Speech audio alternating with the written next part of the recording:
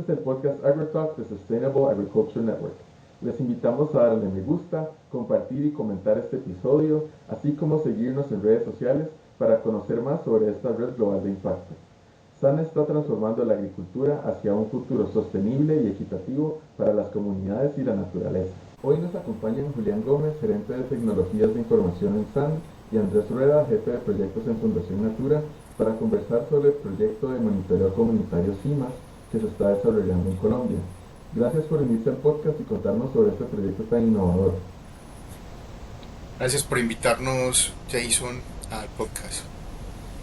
Jason, muchas gracias por invitarnos a este espacio. Estamos muy atentos a lo que se necesita. Cuéntenos cómo describirían el CIMAS a alguien que no está familiarizado con este proyecto, que tal vez no haya visto el AgriTalk que tuvimos hace algunas semanas. ¿Por qué es un proyecto tan único en comparación con otros sistemas de monitoreo comunitario? Bueno, digamos que en palabras simples, CIMAS es recolección de datos hecha por miembros de la comunidad. ¿Qué diferencia CIMAS de otros monitoreos comunitarios? Digamos que en este caso el monitor comunitario, aparte de recolectar datos, tiene un rol como coach para sus pares dentro de la comunidad. Y otro elemento también diferenciador es que ese monitor comunitario es escogido por la misma comunidad, ¿cierto? Digamos que en otros esquemas es la compañía o la organización o el proyecto el que escoge la persona. En este caso es la comunidad la que escoge la persona. Además del tema del ownership de los datos, ¿cierto? Los datos son los dueños de los datos son las comunidades y no el proyecto o las organizaciones o empresas. Yo complementaría un poco la respuesta de Julián diciendo que pues este proyecto ha vinculado de forma muy activa a productores, digamos, poniendo de alguna manera la información a la par de todo el mundo. No hay un flujo en una sola vía de expertos diciéndole cómo se debe tener manejo dentro de las fincas, sino que es la construcción de un conocimiento desde la base del territorio a través de pares. Y eso lleva a que, digamos, los niveles de credibilidad acerca de cuáles son, digamos, como las problemáticas y las posibles soluciones sea más factible, digamos, a la luz de las capacidades de cada uno de los, en este caso, capicultores que están participando dentro del proceso. Fundación Natura es una organización miembro de la Red Global de Impacto de SAN y hemos colaborado en proyectos en el pasado también. ¿Cómo comenzó la colaboración entre las dos organizaciones, SAN como socio global y Fundación Natura como socio local, específicamente para este proyecto de CIMAS? ¿Y cuál ha sido el papel clave de cada organización? Esa colaboración es muy bonita porque es una colaboración que se ha construido a través de los años, ¿cierto? Más específicamente para este proyecto se construyó a partir de un proyecto previo que se llamaba Terra Viva. Ese proyecto lo que buscaba era crear agendas territoriales comunes. Entonces ahí empezamos, y lo que vimos al finalizar el proyecto como parte de ese todo de Terra Viva era, listo, hay unas acciones que va a hacer la comunidad, cómo vamos a monitorear esas acciones sin necesidad de que las organizaciones que estamos en este momento en Terra Viva tengamos que estar en el territorio todo el tiempo. Entonces ahí fue cuando empezamos pensando en, listo, cuáles son los next steps, quién más ha hecho cosas así parecidas, y Fundación Natura ha sido un eje ahí. Y digamos que Fundación Natura tiene un proyecto, el proyecto de monitoreo climático comunitario, que lleva ya más de 13 años y fue un muy buen antecedente y uno de los proyectos en los que nos fijamos, una de las experiencias en las que nos fijamos para traer como referente para construir CIMAS. Un poco de historia, Jason, con respecto a todo lo que ha sido, digamos, el trabajo de Fundación Natura en los territorios. Sí, siempre ha sido ese vínculo que ha tenido la Fundación con las personas. Nosotros siempre intentamos generar soluciones de las problemáticas ambientales que se tienen dentro de los territorios, y la participación comunitaria ha sido un eje transversal a todos los procesos que ha tenido la Fundación.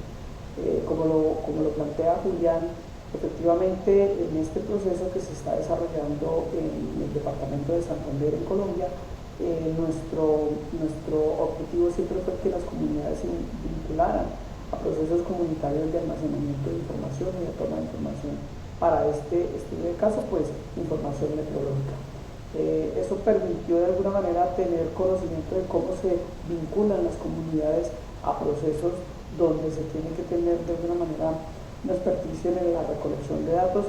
Nosotros sabemos que esta recolección de datos permitiría que el proceso continuara cuando la Fundación ya no esté dentro del territorio o cuando ya no esté, digamos, a cargo de la investigación. Y bueno, tener, digamos, como esa visión de SAM para poder potencializar en otra región, en otro territorio, una alternativa o un complemento de lo que ha sido estos monitoreos comunitarios. Fue genial ponerle, en este caso, temas más de agricultura y de manejo de cultivo, y poner tecnología digamos, a la disponibilidad o a la disposición de un grupo de productores. Creo que fue un paso adelante de todos los procesos de monitoreo comunitario que veníamos realizando. Y siento que con esto, pues, la sinergia es muy buena, porque las dos instituciones lo que hacen es que ponen sobre la mesa todo el potencial y la capacidad que tienen y la experiencia para el desarrollo de los territorios. Y Andrés, mencionabas la importancia de que haya involucramiento de la comunidad en los proyectos que tratan sobre medio ambiente, protección de los recursos naturales. ¿Cómo han reaccionado las comunidades que han participado de estos proyectos y específicamente del CIMA al modelo de monitoreo comunitario que se les presenta? ¿Ustedes han visto alguna evolución en ese proceso, algún cambio en la percepción o en la participación en los años en que SAN con Fundación Natura han estado trabajando en esos territorios? Sí, efectivamente, uno de los temas o piedra angular que yo siempre he creído, digamos, como facilitador de estos procesos comunitarios, es que puedan perdurar en el tiempo, y lo hemos hablado junto a los profesionales de SAM y a los profesionales de la Fundación Natura, que nosotros sí hemos sido claros en que la manera en que perduren es que los monitores se beneficien directamente de estos procesos de monitoreo. Entonces, digamos que esa posibilidad del trabajo que se hizo con SAM, de poder establecer esos vínculos y ese beneficio que ha tenido la comunidad a través de poder desarrollar estos procesos de monitoreo, ha llevado a que tengan esa posibilidad de continuar dentro del territorio. Entonces, digamos que nosotros sí tratamos de que digamos, estas acciones que estamos desarrollando, pues, puedan tener esa continuidad, y a través del desarrollo de lo que estamos haciendo con SAM en el sur del Tolima, podemos visualizar que seguramente van a perdurar, seguramente las asociaciones de base que hay en ese territorio se van a quedar con toda la tecnología, con toda la información, con todos los procesos de formación que se están desarrollando, y ese monitoreo comunitario va a continuar, digamos, evolucionando y seguramente anclándose a otros procesos que desarrollarán otras instituciones dentro del marco de los territorios. Para complementar a Andrés, digamos que la comunidad ha dejado de pensar, digamos que de forma individual, como productores, como se trabajan muchos proyectos, que se trabaja la individualidad de lo que pasa en la finca, sin ver que eso que pasa en la finca tiene un impacto alrededor en la comunidad. Entonces estamos haciendo o logrando que el productor pase de pensar solo en el nivel de mi finca y mi preocupación por mi producción y atender mis necesidades, a ampliar un poquito la visión de eso que está haciendo en su finca, cómo está impactando a la comunidad, y también de dejar de pensar que siempre tiene que ser un actor externo el que venga a traerme el conocimiento de lo que me falta o lo que no me falta, ¿cierto? Y nosotros también podemos, ¿cierto? Con unas herramientas lo podemos hacer y podemos lograr desarrollo en el territorio sin que haya una intervención siempre de arriba hacia abajo. Y Julián, también mencionabas que el tener pertenencia de los datos eh, a las comunidades las empodera. ¿Qué ejemplos específicos hay de cómo ese empoderamiento se ha manifestado en las comunidades con tener estos datos como suyos? Digamos que generalmente en los monitoreos, en los sistemas de monitoreo tradicionales, se viene, se toma la información y se van. Entonces incluso después de finalizar la visita, el productor no sabe qué pasó, qué está haciendo mal, qué debe mejorar, qué prácticas no están bien, entonces nada, vienen, monitorean y salen del territorio. Además que aquí nos aseguramos que desde ese primer momento el productor conociera qué pasaba en su finca y tomara la decisión de, venga, yo de esas 21 observaciones que me hicieron en cada uno de mis lotes, ¿dónde estoy mal? Y ¿saben qué? Yo creo que en la próxima visita que usted me haga en 3 o 4 meses, yo puedo hacer esto, yo puedo mejorar esto. Entonces estamos pasando simplemente que haya una interacción pasiva o ninguna interacción con los datos a que haya una interacción positiva mejorando las condiciones en el territorio inicialmente, ¿cierto?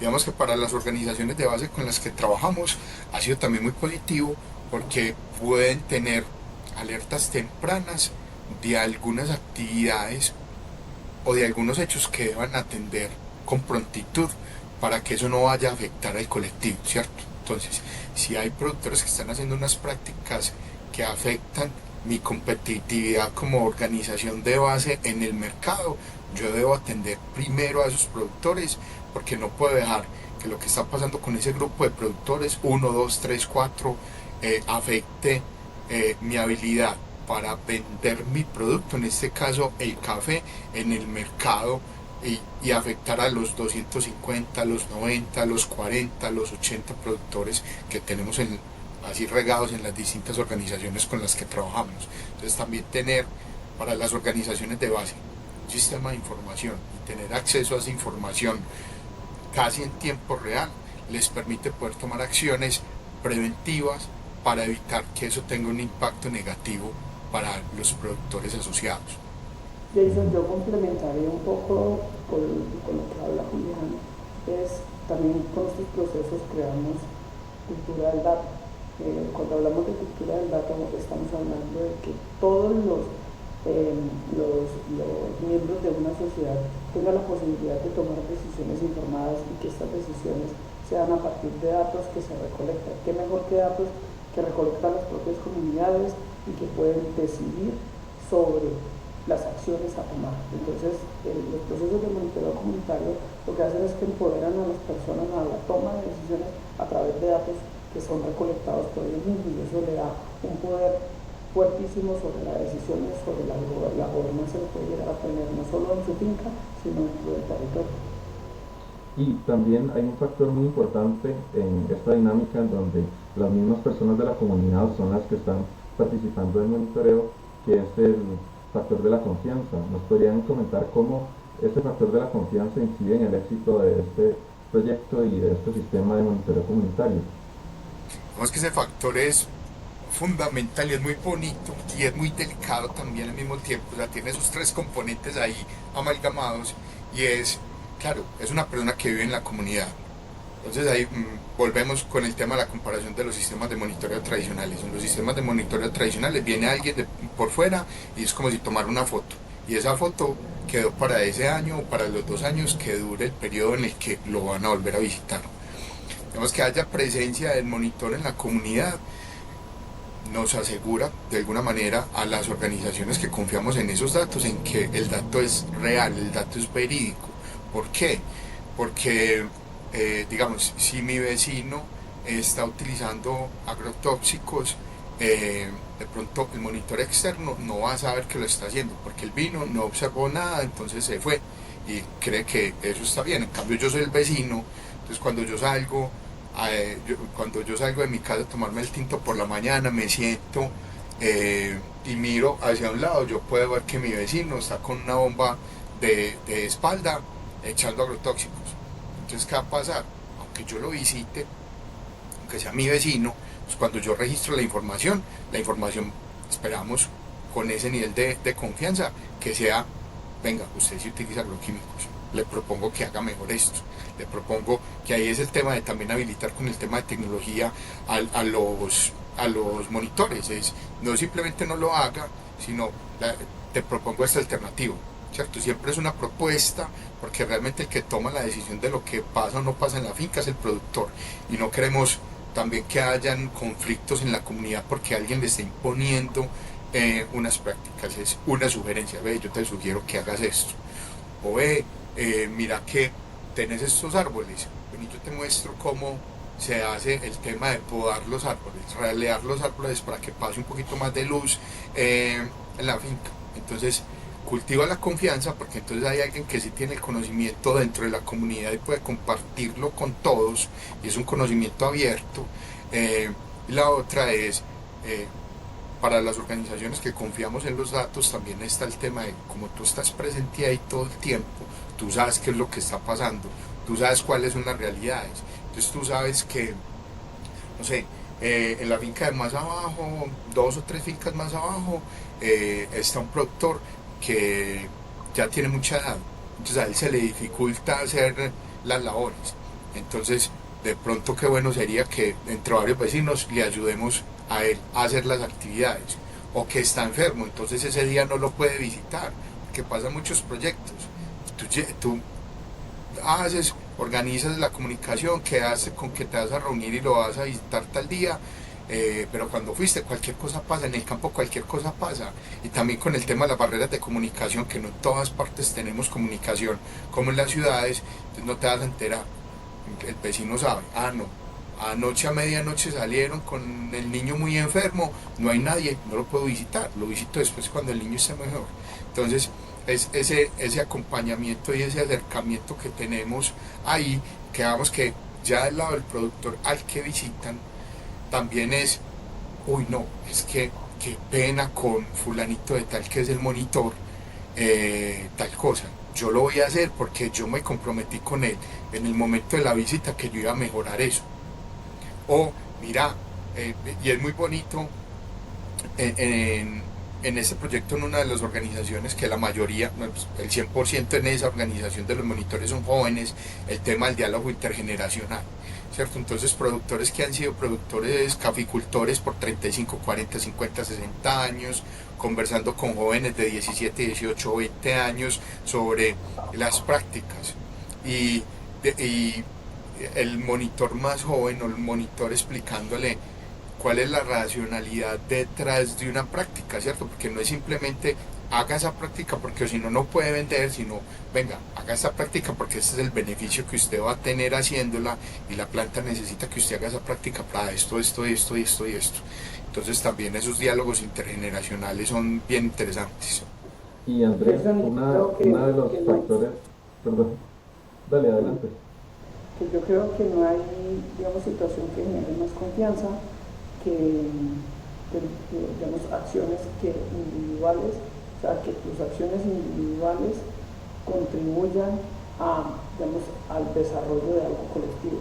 Entonces, si yo dentro de mi finca estoy realizando acciones o actividades que pueden mejorar no solo, digamos, el proceso que estoy haciendo o el monitoreo que estoy realizando, sino que estas acciones que yo realizo pueden generar beneficio colectivo, eso crea confianza dentro de una comunidad y eso hace que todo lo que yo haga pueda servir no solo para mí, sino también para mi vereda, para mi zona, para mi comunidad.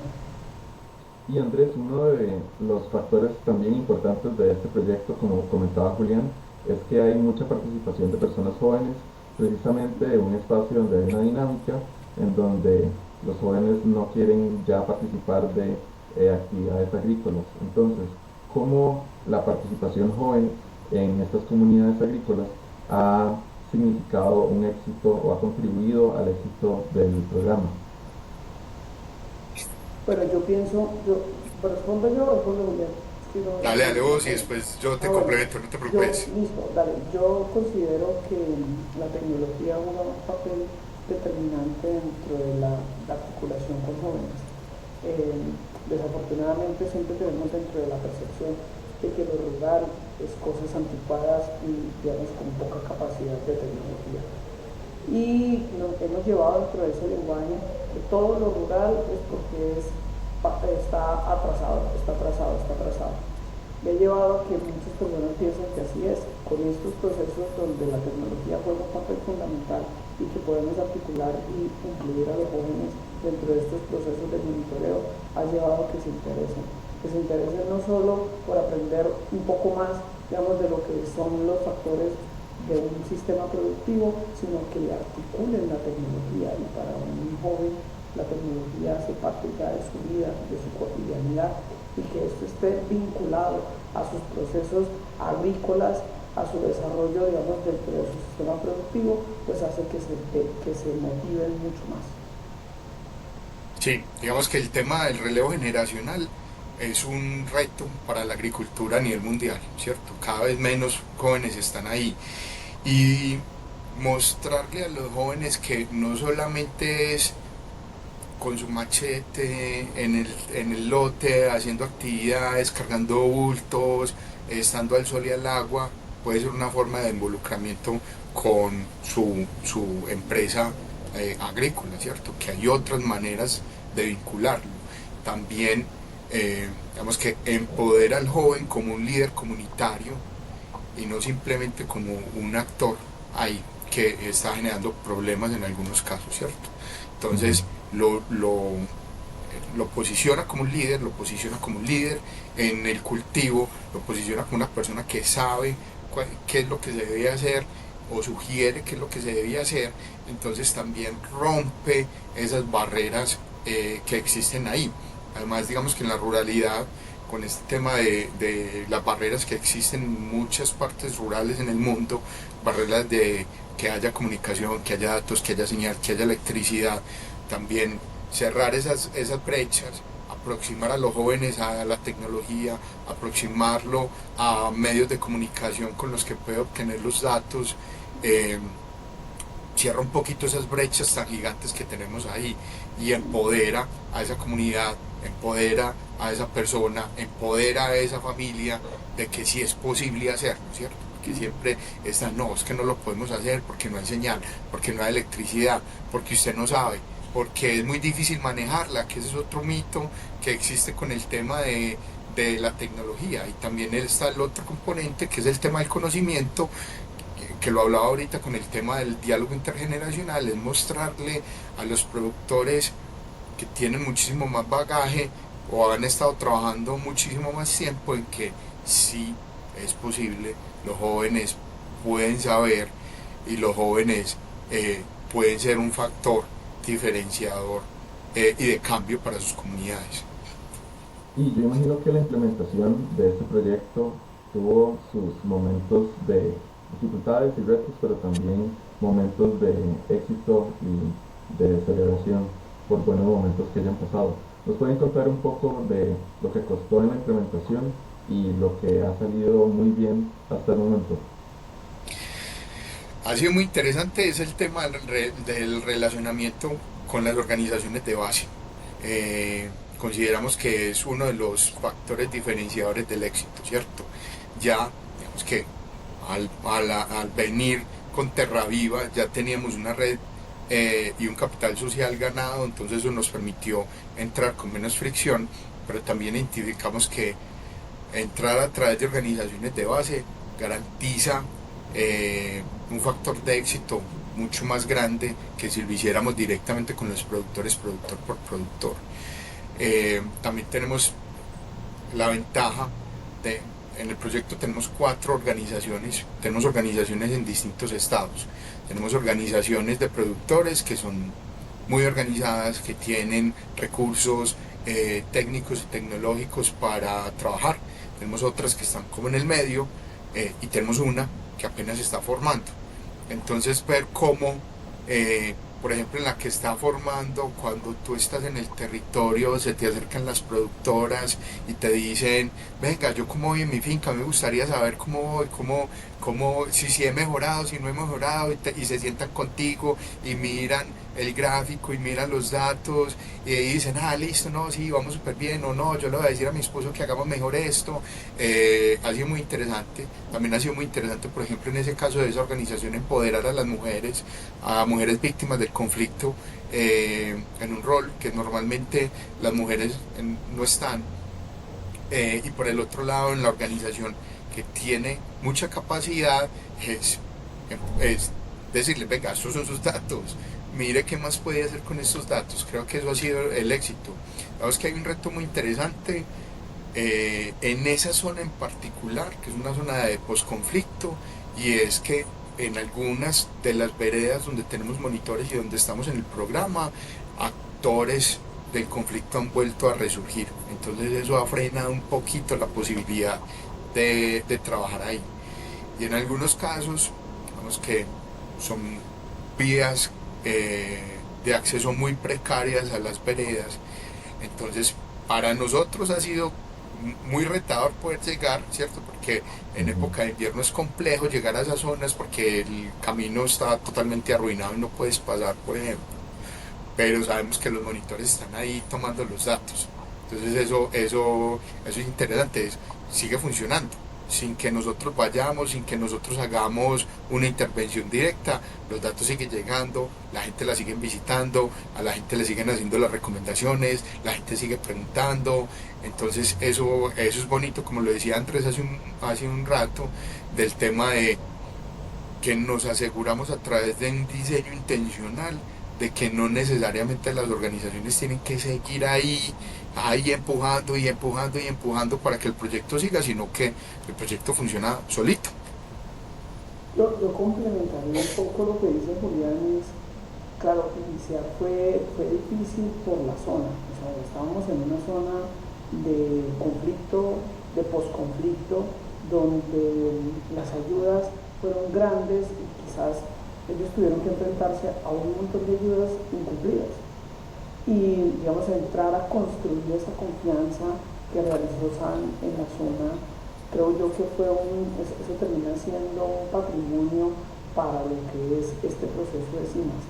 Construir esa confianza no es fácil cuando son territorios donde se han puesto en marcha muchísimos proyectos inconclusos y procesos inconclusos. Entonces llegar a tener estos niveles de confianza, que las personas decidan participar, digamos, de manera activa sin tener digamos, una obligación de hacerlo, hace ver algo que a mí me parece fundamental, y es que las personas sientan el beneficio que están teniendo dentro de este proyecto. Y Andrés, previamente mencionabas también el proyecto de monitoreo climático que está haciendo Fundación Natura en Santander. ¿Qué lecciones aprendidas de ese proyecto se han aplicado al diseño de CIMAS? Sí, yo creo que han sido varias de las que hemos venido manejando a través de esta charla.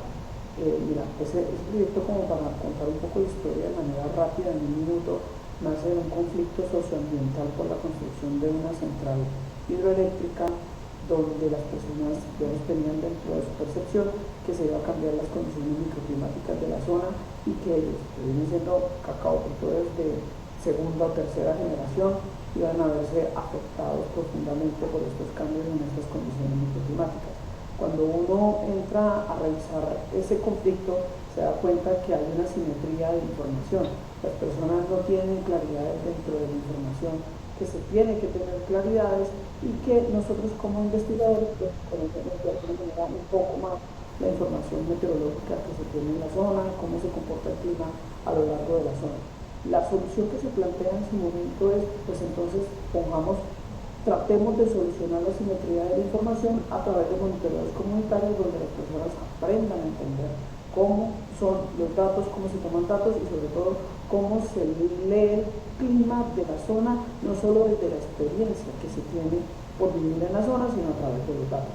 Y ahí es donde se empieza a hacer todo el proceso de monitoreo, y ese proceso de monitoreo nos deja un montón de lecciones aprendidas. Primero, que no solo un conflicto socioambiental como este se tiene que responder al objetivo únicamente, sino que estos procesos comunitarios yo digo que dejan legado un montón de beneficios para la información, para las comunidades, perdón, y entre esos es la información y el conocimiento que se genera a través de la base, que son las personas y los mentores que están desarrollando estos procesos.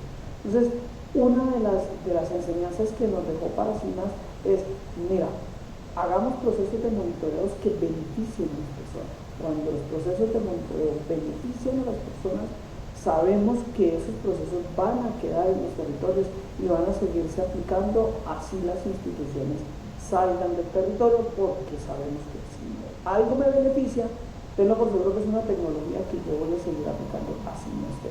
Y yo creo que CIMAS ha llevado eso, ha llevado a que las organizaciones entiendan cómo se hace, la herramienta sea de fácil acceso, la herramienta esté generando impacto en la toma de decisiones, no solo a nivel de la organización, sino a nivel del propietario de la finca. Y eso ha permitido, digamos, de alguna manera, que se desarrolle este proceso tan bello. Una experiencia previa que han tenido SAN con Fundación Natura y también con otras organizaciones como el Instituto Interamericano para la Cooperación en la Agricultura y Alliance for Diversity CIAT, es la experiencia de Terraviva, que también se desarrolló en esta zona en Colombia. ¿Cómo influyeron los aprendizajes de la implementación de Terraviva en esta implementación de CIMAS y qué influiría en una nueva implementación de Terraviva con los aprendizajes que han salido de esta implementación de CIMAS? Digamos que Terraviva nos enseñó que comunidades que han sido muy intervenidas, como lo mencionaba Andrés hace poquito, tienen desconfianza de las organizaciones que llegan nuevamente al territorio. También nos enseñó que muchas de esas intervenciones vienen con cosas regaladas, ¿cierto? Que trae el programa, que no le cuestan al productor. Entonces, cuando llegamos inicialmente con Terraviva a las comunidades, era, bueno, ¿y ustedes qué nos van a dar? Entonces fue como, no, te vamos a dar datos para que tomes decisiones, no te podemos dar nada más, no te podemos prometer nada más en este momento. La gente quedó como así. Entonces, cuando empezamos esa interacción con la comunidad, cuando empezamos a traerle datos y a mostrarle eso, cómo se traducía en acciones o en elementos que pasaban dentro de la comunidad, la gente empezó también a deconstruir un poquito lo que normalmente se conoce como proyectos de cooperación, ¿cierto? Eso fue muy interesante. Lo otro que nos pareció fundamental fue entender el papel de las organizaciones de base. Digamos que en Colombia, en las veredas, que es la división política de menor escala, existe una figura que se llama las juntas de acción comunal. Las juntas de acción comunal es una organización civil de las personas de la vereda y se organizan para hacer proyectos, para traer beneficios, etc. Y nos permitió ver que las juntas de acción comunal son un vehículo muy interesante para entrar al territorio y ganar confianza de una manera rápida. Y ya que nos entrega CIMAS, pues CIMAS nos entrega el tema de, venga, que las organizaciones de base de productores también es un vehículo espectacular, y lo otro es, no siempre que los productores están organizados tienen todas las condiciones que necesitan. Entonces, si tú puedes apoyar a esa organización de base, la puedes robustecer y puedes crear capacidades en ellas, vas a generar un impacto muchísimo más grande, multiplicado muchas veces en el territorio que lo que el proyecto invierte. Eso creo que en los dos momentos fue lo que aprendimos. A mí me parece que Terraviva, digamos, es una construcción comunitaria, es una construcción desde la base de las necesidades que se tienen dentro de un territorio. Obviamente sabemos que cuando se construye desde la base hay dimensiones que se van analizando que pueden ser muy difíciles de entrar a abordar por proyectos, porque son, digamos, de alguna manera vacíos de Estado. Y serían muy difíciles de entrar, digamos, a corregir, pero uno sabe dentro de estos procesos y dentro de lo que fue la construcción de este tipo de iniciativas que se construyen desde las necesidades de la gente, desde las necesidades de los territorios, no son ideas que nacen dentro de escritorios, digamos, en ciudades capitales, sino que son procesos que nacen de la necesidad de la gente, y eso ha llevado a que sea comunitario desde el inicio.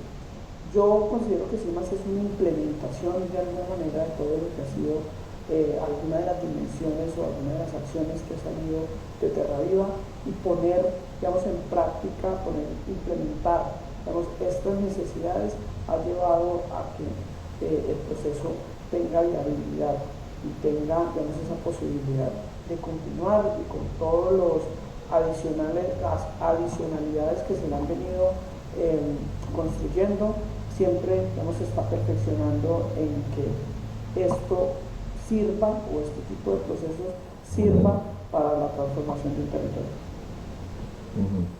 Bueno, SAN y Fundación Natura han tenido una historia de colaboración en Colombia, y SAN, en su nuevo plan estratégico del 2025-2030, adopta este valor de colaboración radical. ¿Cómo ven ustedes esta colaboración radical implementada en proyectos como CIMAS y como Terraviva? Y desde el diseño, o sea, mira que escogimos como uno de los referentes iniciales en los procesos de ideación el proyecto de monitoreo climático de Fundación Natura. Además, algunas de las metodologías que Fundación Natura también ha venido desarrollando y hacen parte del ADN durante todo el tiempo.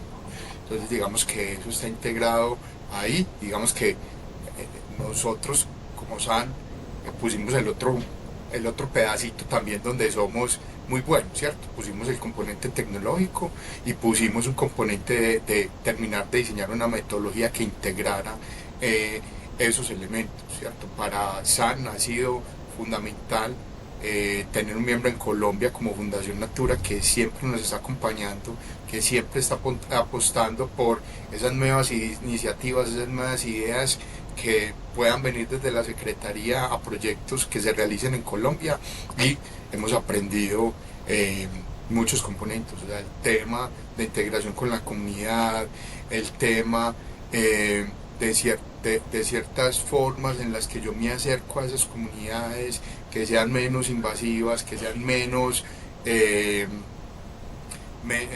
top-down. Nos ha enriquecido mucho el trabajo que SAN ha hecho, digamos, no solamente en CIMAS, sino que ya también hemos trasladado a Strategic Programs, y hace parte como también del ADN que queremos tener en los proyectos que desde la Secretaría se lideren. Sí, yo considero, Jason, que lo que comenta Julián está al lugar. Creo que la sinergia que se ha tenido dentro de las dos organizaciones ha sido, digamos, ese complemento que se tiene. Fundación Natura, todos sus procesos siempre los ha desarrollado desde el territorio. Para nosotros eso es, digamos, como un factor que nos beneficia en cada uno de los procesos y proyectos que desarrollamos. Siempre vamos a los territorios a desarrollar el proceso. Esto ha permitido que de alguna manera construyamos y aprendamos a construir confianza dentro de los territorios. Cuando nos aliamos con SAN, pues SAN tiene una capacidad tecnológica, una capacidad técnica muy fuerte, poderosa, y esto ha llevado a que nos comprometemos. Lo otro es que las dos organizaciones son flexibles para poder entender cuáles son las necesidades que se tienen dentro de las comunidades a las cuales estamos apoyando, y eso es fundamental. Trabajar con organizaciones que son rígidas a veces se termina siendo muy difícil, porque la visión que tiene una organización rígida con las necesidades del territorio a veces van, digamos, en contravía. Como lo que hemos encontrado tanto en SAN como en Fundación Natura es una flexibilidad y una capacidad de adaptación que permite que estos procesos se desarrollen de la manera más eficiente posible. Y a largo plazo, ¿cómo ven ustedes la visión de CIMAS? ¿Cómo imaginan que este proyecto se puede ampliar o puede evolucionar dentro de Colombia o incluso fuera de Colombia y en otros países? SAN diseñó CIMAS de una manera modular, ¿cierto? Entonces nos permite podernos acoplar al territorio, a la cadena de valor, a las costumbres, a la cultura de otros países. Entonces, digamos que es una herramienta es una herramienta y metodología que puede ser llevada a cualquier cadena de valor y a cualquier eh, geografía de una manera sencilla, ¿cierto? Sin mucho trabajo para tropicalizar, por así decirlo, o apropiarse de la metodología y de las herramientas. Entonces pensábamos estar trabajando, pues nos soñamos, digamos que como SAN nos soñamos poder tener una intervención a nivel municipal, incluso a nivel subregional, porque digamos que esto es un piloto, hay unas restricciones de tiempo y de recursos que no nos permite ampliarnos como quisiéramos, pues quisiéramos poder escalar eh, en el territorio, ¿cierto? Y la otra es poder escalar en otras geografías, llevando la metodología y las herramientas a otras cadenas de valor en otras partes del mundo. Yo lo que pienso es que SIMA sí es una herramienta tecnológica que puede apoyar muchos procesos, digamos, de manera tanto vertical como horizontal.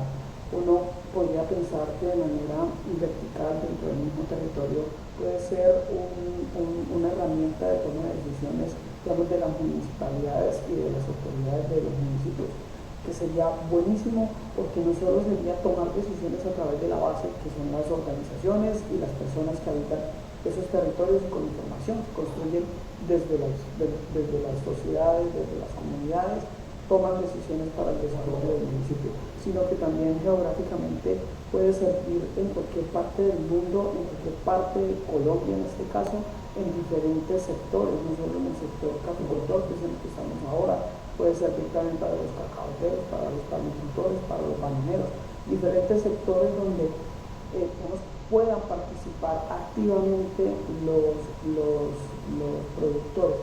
Para mí, digamos, este es como el futuro de lo que yo veo dentro de lo que es el desarrollo rural, porque es la participación activa de las personas. No podemos tener un agrónomo, no podemos tener un biólogo, no podemos tener un sociólogo, un economista en todos los territorios desarrollando procesos de monitoreo. Los tienen que hacer las personas que habitan los territorios. Entonces, generar esas capacidades para que sean ellos los encargados de realizarlo a través del tiempo, creo que es la opción más viable, tanto social, cultural como económicamente. Y Además, precisamente, dale, adelante. además, digamos que también es el tema, se me fue la idea, además también la idea, perdón, otra vez, además también, digamos que permite mostrarles a las comunidades que es posible que ellos hagan el monitoreo, ¿cierto? Que es posible que ellos puedan tener un complemento a lo que los sistemas de verificación, las regulaciones les exigen para poder ser mucho más efectivos en esa toma de decisiones. Es decir, ustedes también pueden, los datos que ustedes toman también son válidos y esos datos se pueden traducir en acciones con muchísima más rapidez, porque en algunos casos hay que esperar hasta final de año que pasen el reporte, entonces ya pasa un año, entonces ya se perdió una cosecha, ya una familia no tiene con qué comer o con qué arreglar la casa o con qué mandar a los niños a la escuela. Entonces este tipo de desarrollo lo que permiten es tener ciclos de recolección de datos mucho más cortos, tener retroalimentación mucho más rápida y toma de acciones con mayor agilidad para que tengan un impacto en un tiempo más corto y que generen unos beneficios reales y tangibles. Y precisamente pensando en que otras organizaciones podrían estar interesadas en implementar un proyecto o un modelo de monitoreo como el de CIMAS, ¿qué lecciones clave creen ustedes que les darían a estas organizaciones para que estas implementaciones puedan ser exitosas? Escuchar a la comunidad es clave, Para porque mí, uno viene con una lógica y con un entorno que le hace la ruralidad de una manera, pero cuando tú hablas con la comunidad, la gente percibe otra cosa totalmente diferente. Nos pasó en Terraviva. Claro, nosotros llegamos al territorio, lo que les contaba hace un rato, el tema de las vías, súper mal las vías, y la gente nos decía, no, nosotros no necesitamos unas vías, para eso tenemos mulas, para eso tenemos caballos, para eso tenemos los camiones, nosotros necesitamos más bien cómo mejorar las prácticas de café para que nuestro café vaya a mejores mercados, cómo mejoramos las prácticas para hacer un impacto menor en el medio ambiente. Necesitamos a alguien capacitado en temas de primeros auxilios básicos para que pueda estar en la comunidad, porque sabemos que traer un hospital o un centro de salud es muy complejo. Entonces es también una forma diferente del desarrollo rural, como lo decía Andrés, pensado desde la misma comunidad y sus necesidades. Entonces, de envolver a la comunidad es principal, trabajar de la mano con las organizaciones de base también. Creo que es una de las experiencias que vale la pena hacer, porque, como les decía, puedes multiplicar el impacto con una inversión de tiempo, con una inversión metodológica y con una inversión en dinero muy bajo. Yo diría que quitarse el ego que traen los títulos cuando se llegan a los territorios. Vamos a saber que dentro de cada uno de estos territorios hay muy buena información, y si ellos llevan ahí mucho tiempo subsistiendo, o digamos más que subsistiendo, si ellos llevan ahí, digamos, desarrollando su vida, es porque algo están haciendo muy bien. Entonces uno tiene que partir de que hay información, de que hay capacidades, y lo único que tiene que intentar hacer es llevar el centavo al peso. Entonces, con la información, con el conocimiento que puede llegar a tener un profesional, lo que tiene que hacer es ir a complementar lo que las personas tienen, y sobre todo a pensar qué es lo que le hace falta, ¿cierto?, para que digamos, esta información que se llevan le beneficie y la comunidad pueda absorberla de la manera más fácil posible dentro de una dinámica que tienen dentro de sus fincas o dentro de sus organizaciones. Uno no viene a inventarles la rueda ni a decirles que lo que están haciendo lo están haciendo mal, no. Vienen simplemente a decir, mira, esto les serviría un poco, o ustedes sienten que esto les puede llegar a servir para que puedan desarrollar, digamos, de una manera más eficiente todo lo que han aprendido durante toda su experiencia como productores. Y finalmente, una de las preguntas que se hacen las personas que implementan este proyecto y también las comunidades que participan en estos proyectos es qué va a pasar después, cuando ya termina la implementación, cómo esos beneficios se pueden mantener o cómo van a perdurar en el tiempo. ¿Qué creen ustedes que se necesita para que se garantice que los beneficios que tienen proyectos, sean innovadores como CIMAS y como Terrarío, puedan mantenerse a largo plazo en las comunidades? Vamos que a veces cuando uno habla de innovación, las personas piensan que la innovación es un montón de tecnología, es traer electricidad, es traer tabletas, computadores, inteligencia artificial, un montón de cosas. Entonces es pensar en un diseño que haga fit con la comunidad, ¿cierto? Con lo que la comunidad necesite, con lo que la comunidad tiene. Porque eso permite, digamos, abaratar mucho los costos, que es uno de los retos de la sostenibilidad de los proyectos a través del tiempo. La otra es, en ese proceso de socialización y de codiseño con la comunidad, que ellos estén involucrados, ¿cierto? Porque traer soluciones que vienen, como lo decía Andrés, de un escritorio de otra ciudad, que un profesional se pensó porque cree que esa es la mejor forma de hacer algo, y implementarla en un territorio es fácil, pero esa intervención muere cuando el flujo de plata que trae el proyecto cesa. Entonces se terminó el proyecto y se terminó el beneficio. Tenemos que tener a las comunidades ahí en el centro, involucrar a las comunidades en el diseño, permite que eso quede ahí en la comunidad. Entonces, que haya líderes comunitarios que, mira, esta metodología de cómo se hacen las reuniones la cogimos cuando estábamos en Terravío, entonces la siguen implementando a través del tiempo en las comunidades. O esta metodología de tener monitores comunitarios, así nosotros no tengamos las tabletas, así nosotros no tengamos servidores, la podemos seguir haciendo en formularios de papel, ¿cierto? Le entregamos un montón de formularios de papel al monitor comunitario, el monitor comunitario lo va a seguir haciendo así, y lo va a seguir haciendo en la comunidad.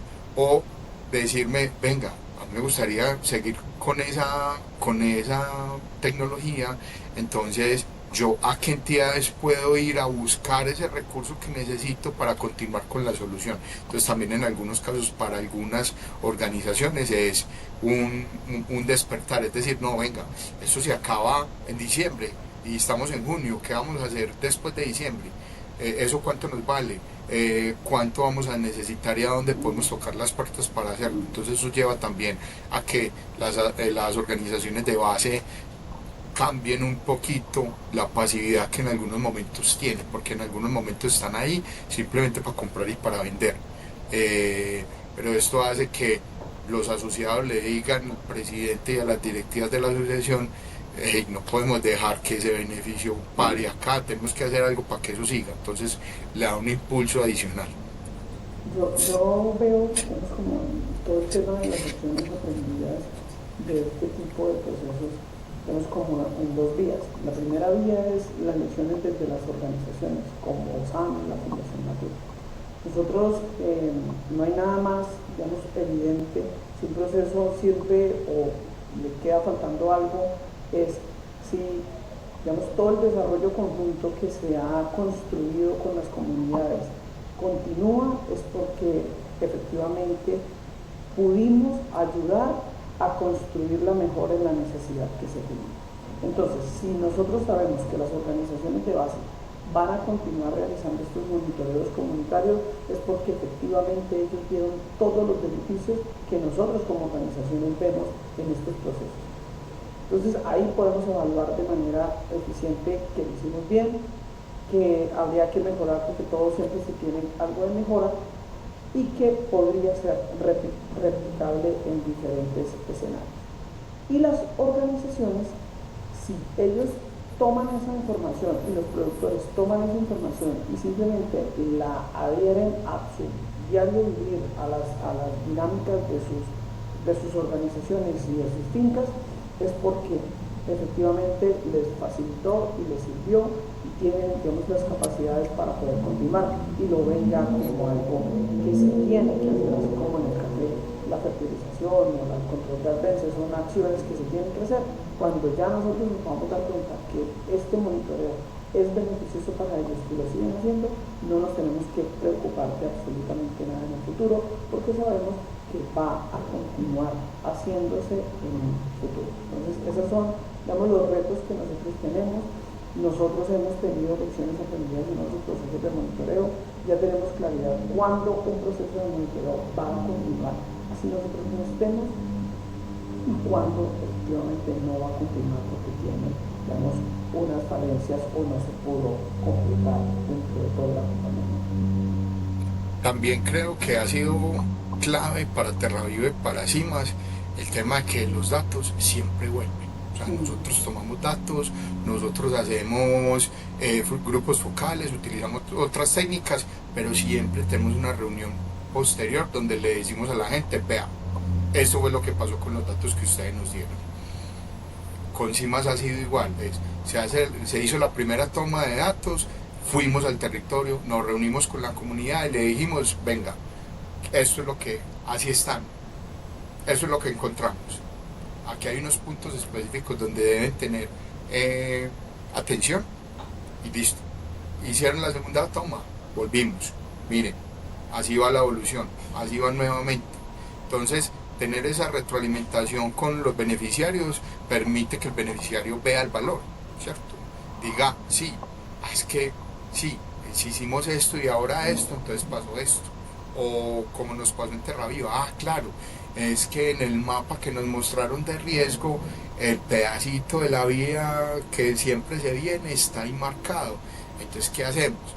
Entonces la gente empieza también a vincular, cuando hacemos ese proceso de retroalimentar a la comunidad con los datos, empieza a hacer esas conexiones de lo que estoy haciendo con lo que me dijeron que debía venir, y eso qué impacto tiene, o si lo sigo haciendo así, que va a seguir pasando, empieza a entender esas dinámicas en conjunto que hablábamos al principio, ¿cierto? Deja de pensar: es que en mi finca yo hago lo que quiera, hago lo que me dé la gana, y venga, oblígueme a hacer no, es que si yo sigo haciendo esto, si yo sigo tirando las aguas mieles a la finca de abajo va a tener el agua contaminada, entonces vamos a tener un problema de salud, Entonces cambia el mindset también, desde los productores y en conjunto con sus comunidades.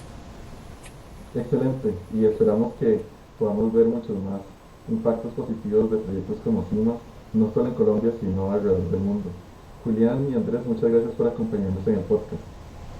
A ustedes muchas gracias, les agradezco por la invitación, y ya saben que desde Fundación Natura estamos prestos a todos estos espacios a contribuir, digamos, con lo que nosotros podamos. No, muchas gracias por invitarme y también la invitación está siempre abierta, las puertas de SAN siempre están abiertas para mostrar lo que hacemos, para mostrar el impacto que tenemos y para compartir el conocimiento que hemos construido. Gracias.